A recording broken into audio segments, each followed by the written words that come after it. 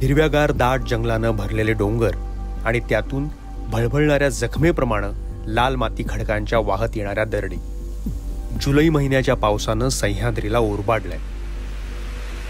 कोसळणारा पाऊस पश्चिम घाटाला नवीन नाही.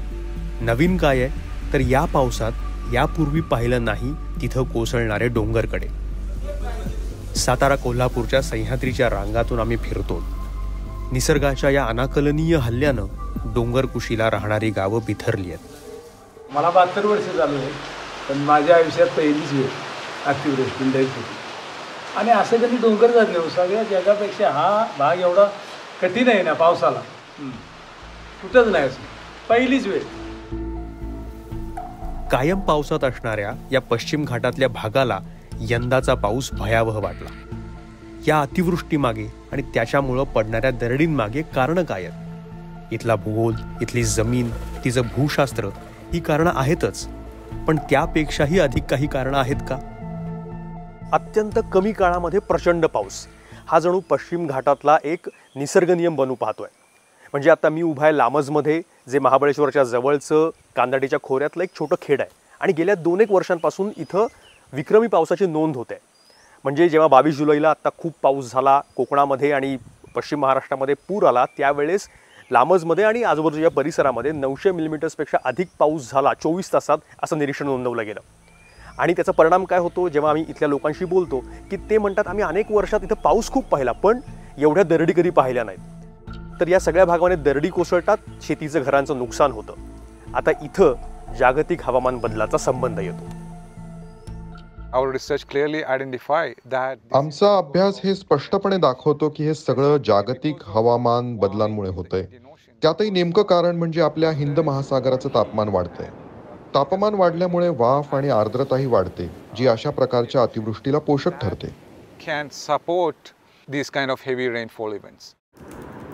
रॉक्सी कोल गेली 12 वर्ष पुण्याच्या इंडियन इन्स्टिट्यूट ऑफ ट्रॉपिकल मेटिओरॉलॉजी म्हणजेच IITM च्या सेंटर फॉर क्लायमेट चेंजमध्ये जागतिक हवामान बदलाचा आणि त्याच्या भारतावर होणाऱ्या परिणामांचा अभ्यास करतायत. ग्लोबल वॉर्मिंगचं एक महत्त्वाचं लक्षण म्हणजे जेव्हा हवा तापते तेव्हा ती अधिक आर्द्रता धरून ठेवते, पण ती आर्द्रता अधिक काळ धरून ठेवू शकत नाही. त्यामुळे पाऊस हा अधिक काळ पडत नाही. जेव्हा पडतो तेव्हा थोड्या वेळासाठी पडतो, पण जोरात पडतो, अतिवृष्टी होते. यामुळे या अशा घटना आता वारंवार पाहायला मिळत आहेत की खूप काळ पाऊस पडतच नाही, कोरडा काळ जातो आणि मग एकदम 3-4 दिवस अतिवृष्टी होते. या घटना देशभर पाहायला मिळतात, विशेषतः पश्चिम घाट आणि महाराष्ट्राच्या काही भागात दिसत आहेत. It's happening across the country, especially in Western Ghats and parts of Maharashtra also. नेमकं हेच आम्हाला सर्वाधिक पावसाच्या महाबळेश्वरमध्येही ऐकायला आणि पाहायला मिळतं. भारतातलं हवामानशास्त्र विभागाचं सर्वात जुन्यांपैकी एक वेदर स्टेशन महाबळेश्वरमध्ये आहे. 1929 पासून पावसाच्या नोंदी इथं होत आहेत. पाऊस इथं कायम अति, पण यंदा 22 आणि 23 जुलैला इथं किमान गेल्या 30 वर्षातला सर्वाधिक पाऊस पडला. विशाल रामचंद्र इथं गेली 15 वर्ष नोंदी करतायत.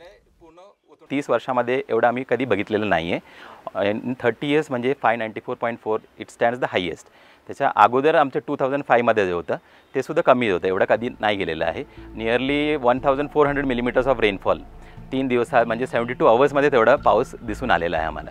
पूर्वी असं काही दिसायचं नाही. तर आपल्याला कसं आहे, पूर्वी ब्रेक मिळायचं थोडंसं आणि कंटिन्युअस असं पूर्ण 24 तास तेवढं पडायचं नाही.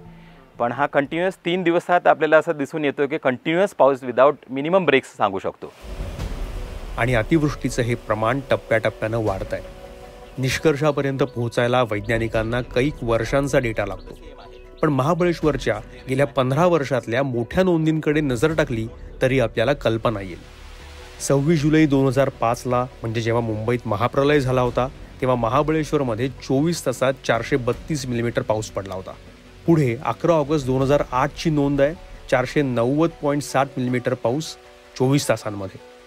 आणि आता 23 जुलै 2021ला तो 594.4 मिलीमीटर इतका पडलाय. महाबळेश्वरला पाऊस वाढला आणि चिपळूण महाडला पूर आला.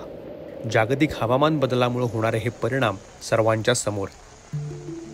6 ऑगस्टला intergovernmental panel on climate change म्हणजे IPCCनं त्यांचा अहवाल घोषित करताना अनेक गंभीर इशारे दिलेत. भारतासह दक्षिण आशियाला त्यांनी दिलेल्या इशाऱ्यांपैकी काही तर आपण महाराष्ट्रात आणि पश्चिम घाटात आजही अनुभवतो आहोत. हे शतक संपता संपता दक्षिण आशियात खूप पाऊस वाढेल, उन्हाळ्यातही पाऊस पडेल आणि एकूणच पावसाचं चक्र बदलून जाईल. पृथ्वीचं तापमान वाढल्यामुळं जमिनीतली आर्द्रता कमी होऊन दुष्काळ वाढतील. उन्हाळ्यात तापमान आणखी वाढेल आणि पूर्वीसारखी कडक थंडी पडणार नाही. समुद्राच्या वाढत्या तापमानामुळं चक्रीवादळं आणि समुद्री वादळं यांच्यासारख्या घटना वाढतील. गेल्या काही काळात पश्चिम समुद्र किनारपट्टीवर अरबी समुद्रात येणाऱ्या चक्रीवादळांची संख्या वाढली आहे. महाराष्ट्रानं गेल्या सलग 2 वर्षांमध्ये निसर्ग आणि तौक्ते ही 2 वादळं झेलली आहेत. The IPCC report clearly shows that IPCCचा रिपोर्ट असं स्पष्ट म्हणतो की हिंद महासागर हा सर्वाधिक वेगानं तापत जाणारा महासागर आहे. त्याहून अधिक वेगाने अरबी समुद्रासहित पश्चिमेकडचा भाग तापतोय. अरबी समुद्रात काही भागात 1.2 ते 1.4 डिग्री सेल्सिअसने तापमान वाढलंय. अगोदर बंगालच्या उपसागरात चक्रीवादळे यायची आणि अरबी समुद्र तुलनेनं थंड होता, पण आता तापमान वाढीमुळे तो चक्रीवादळांसाठी पोषक बनत चाललाय. so there is additional heat and moisture for cyclones to develop and maintain. हवामान बदलाचे परिणाम केवळ पश्चिम किनारपट्टीवर आणि घाटात दिसतात असं नाही, तर ते मराठवाड्यात सुद्धा दिसत आहेत. एकीकडे दुष्काळ आणि दुसरीकडे त्याच प्रांतात अतिवृष्टी हे हवामान बदलाचं लक्षण आहे. मराठवाड्यामध्ये तर 2012 पासून ढगफुटीची संख्या वाढत चाललेली आहे. एका पावसामध्ये पूर्ण दाणादाण त्या शेतावरची माती पूर्णपणे निघून गेलेली आहे आणि गोटे येऊन पडलेले आहेत. सतत सलग खरीप आणि रब्बी पीक नष्ट होणं हे मराठवाड्यामध्ये बघत आहोत. उष्णता 48 अंशापर्यंत पोहोचलेली आहे. आपण अतिवृष्टी पण सहन करतोय, उष्णतेच्या लाटा पण सहन करतोय आणि पूर पण सहन करतोय. ह्याला सामोरं जाण्यासाठीच एक आपलं डिझाईन तयार करणं आवश्यक आहे, कारण आता या घटना वरचेवर खूप वाढत चाललेल्या आहेत.